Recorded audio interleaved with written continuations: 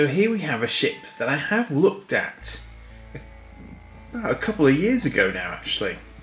This, of course, is the Klingon Vor'Cha class attack cruiser from Playmates, circa 1993.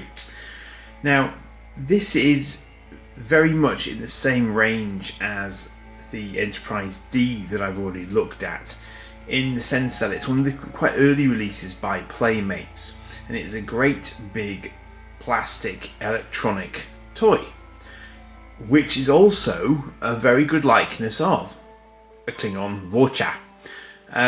Now, the Klingon Vor'Cha came as quite a surprise to me. I remember it quite clearly when we first saw one, because it came along in season 4 of Star Trek The Next Generation, and Worf said that, to their surprise, a Klingon attack cruiser was decloaking in front of them, basically. And we had never seen one before, so all of a sudden this thing appears on screen. And up until that point, we'd only ever seen the Klingon Bird of Prey and the Klingon Katinga and D7 from the original series and the movies. We'd never seen this before. And this was, allegedly at least, a sort of a combination of Federation tech and Klingon tech, because its warp nacelles look a little Galaxy-esque. Not massively perhaps, but a little bit Galaxy-esque. And although I don't think it's canon, the sort of supposition is that Klingons and Federation, because of their new alliance, had been sort of swapping technologies a little bit. So that was why there were more similarities between this and, say, a Galaxy class. But in effect, this was a reaction both to the Federation's Galaxy class sort of level of ship, and also what the Romulans were doing with things like the Dideridex. So, as I recall, and I will have a look at the box momentarily because I do have a box, this was not necessarily the fastest ship on the block, but it packed a cloaking device just like every other Klingon ship going, and it was very powerful. It had lots of disruptor banks, and it had a sort of a super disruptor on the front here, which could fire a very sort of focused bolt of disruptor power. And we saw it in combat, probably during the Klingon Civil War that came after the episode Reunion, which is when it first appeared. So, you know, we sort of saw it in action then, of course, and then it appeared in Deep Space Nine a lot. As part of the whole sort of Klingon Federation war, and then in action against the Dominion as well. So it gets a lot of outings, and initially it was only for the use of the Klingon High Council, because it was actually effectively the flagship of the Klingon Empire for a little while.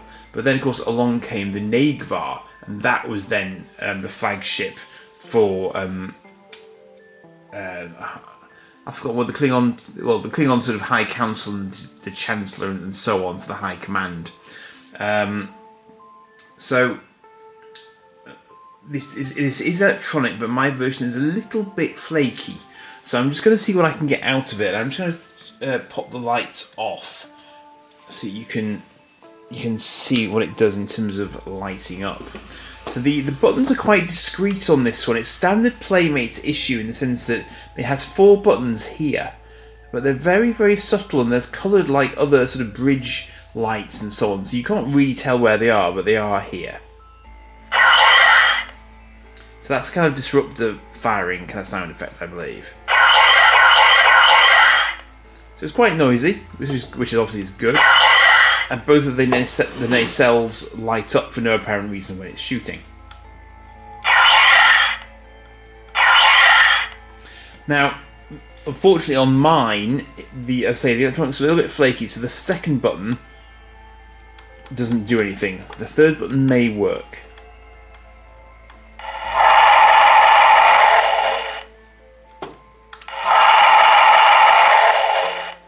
When we look at the box, it might tell me what sound effects that's supposed to be, but I'm not entirely sure. Might be cloaking, might not.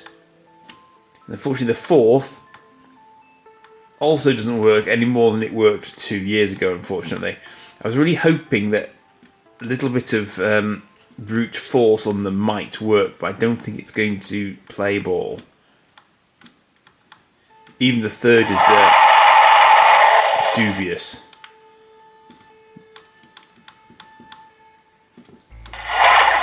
Oh, wow. I got a disruptor burst out of it. There you go. But that will never happen again.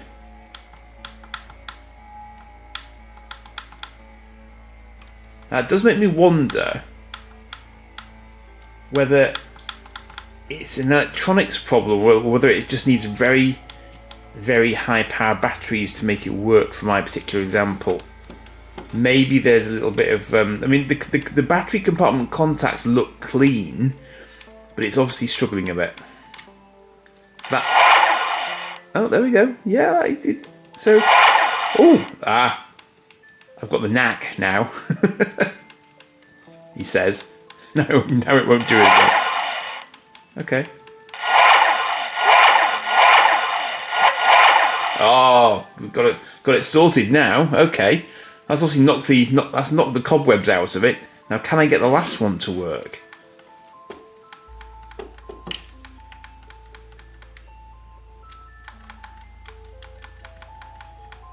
Apparently not. I think that might be the point at which my Kepler runs out.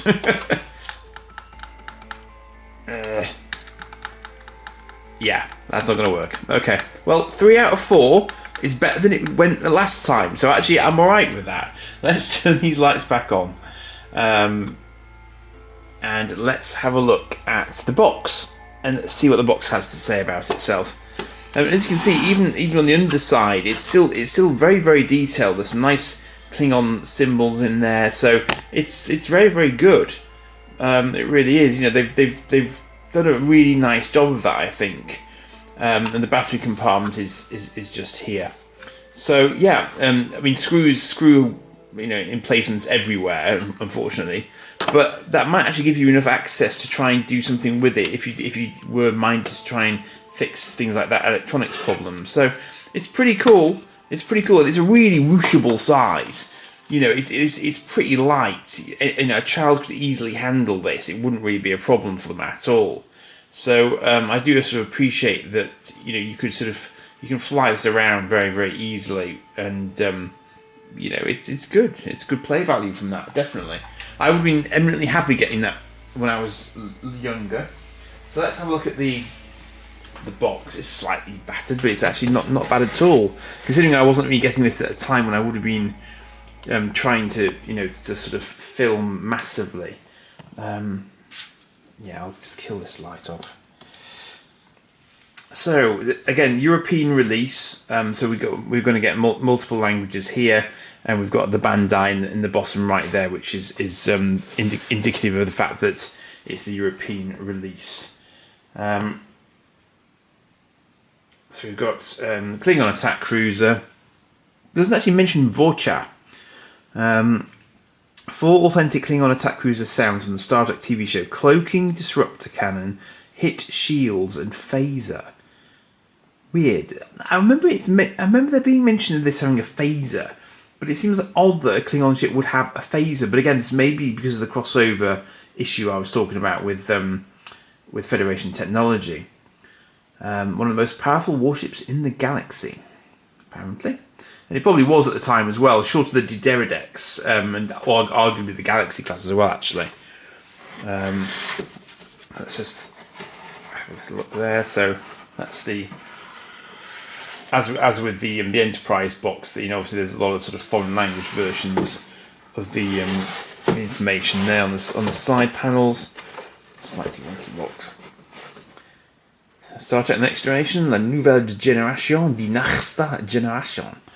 Don't know what sort of accent that was, apologies. I actually might need a little bit more light here, because I think it is a little bit dark.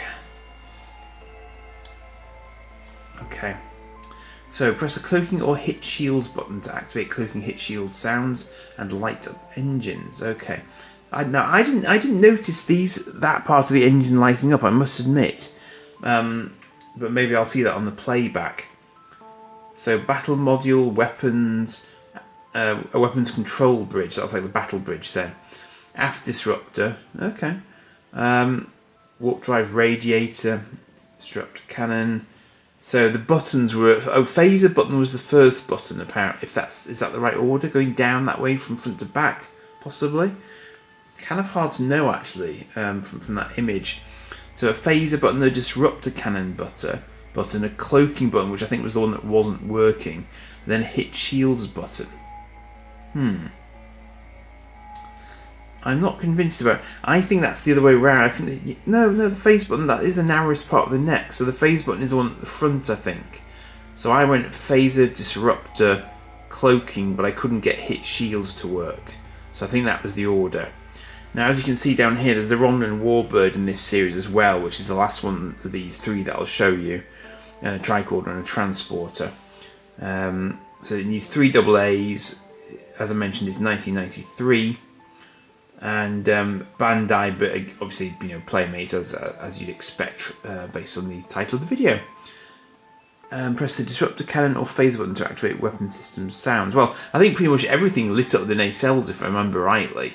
I don't think the nacelles were terribly fussy about what was being hit. I think you can turn the lighting off as well. I noticed that in the battery compartment there is a little tiny sort of sub switch, which seemed to kill off the lights for me. Maybe that's a sort of demo mode where only one thing works. It's possible. Sometimes they do that, I think, to try and stop the sort of trial battery running out, overly much. But it's it's a good bit of sort of packaging. There's not much detail there though about the actual ship and its sort of background. All it says is one of the most powerful warships in the galaxy, and that's it. So if you wanted cannon off the back of the packet, you're not going to get it, I'm afraid. You're really not. So it is what it is. It says do not use rechargeable batteries, interestingly.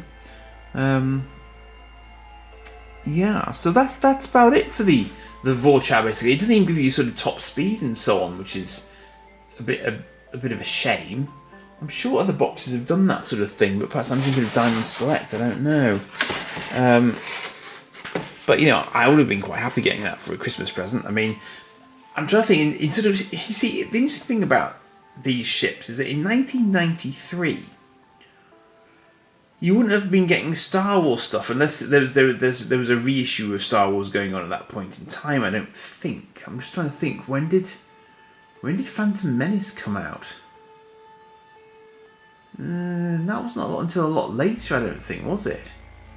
So 93 might have been a bit of a sort of a void. So these ships could have sort of ruled the roost, I guess, in terms of large spaceship toys being out. So, as ever, if you remember playing with this fondly when you were little, do please let me know in the comments and share your experience of it. And next in line will be the Romulan Warbird that was picked on the back here, which again, I did look at a couple of years back now, but it wouldn't have been in 4K. So we'll have a look at it in terms of my sort of now current setup, and you can see what you make of that one off the back of that video. So I will see you again in another week for more Trek Toys. Cheers for now.